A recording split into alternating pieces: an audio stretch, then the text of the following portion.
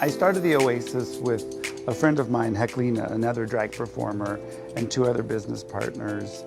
They all ended up wanting to sell the business, retire from the club world, and I didn't. It was very important to me, so I found some investors and I bought them out.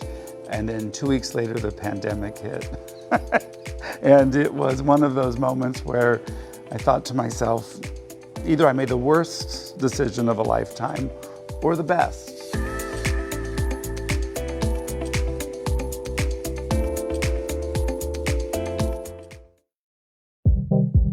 We created the Oasis out of need, basically. We were doing shows in other people's bars and turning them into little cabaret spaces.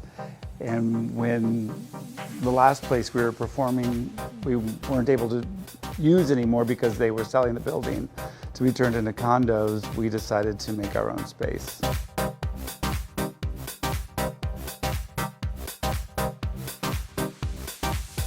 What the pandemic did for us is made us think outside the box. We felt like we had to pivot immediately.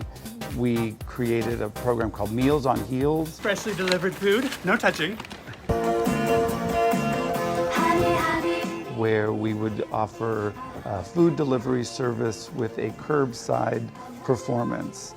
That allowed me to bring some sparkle into some people's very dark lives that we were all going through, as well as to employ not only the caterer, but the drag performers, the drivers. It was very important, I think, also for everyone's morale to keep doing something.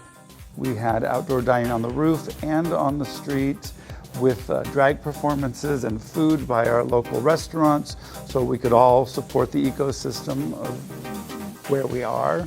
But even with that, we still got terribly in debt. We were hundreds of thousands of dollars in debt. We hadn't paid our rent for months. And so we decided to have an old-fashioned telethon. We created a live streaming telethon that ran for 12 hours where you could watch it online. You could call and speak to a drag king or queen on the phone. And in 12 hours, we raised over $250,000, which was incredible and something that nobody thought we could do.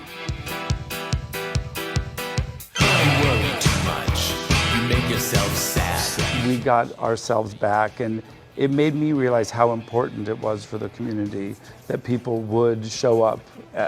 I was blown away, but it gave me not only the courage, but the commitment. Like, now I can't let anybody down. I have to maintain this space for the community. So, while this started as a for-profit business, it really became much more about a space that was used by the community, and it became less about a business and more about the heart of what we were doing. This building used to be a big black box with no windows, and one of the first things we started working on when we came out of the pandemic was a mural that we wanted to wrap the building. And it took a little while, but we were able to raise the money and pay 5 artists to make one cohesive design around this building to represent what's happening on the inside.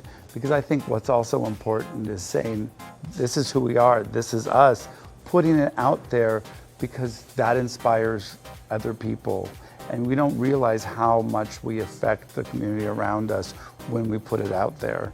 And when we show up and show ourselves outside of these walls being more fabulous, it inspires other people to want to be more fabulous. And when everyone's being a little more fabulous, there's that much less room in their hearts for anger and hate and sorrow and hostility.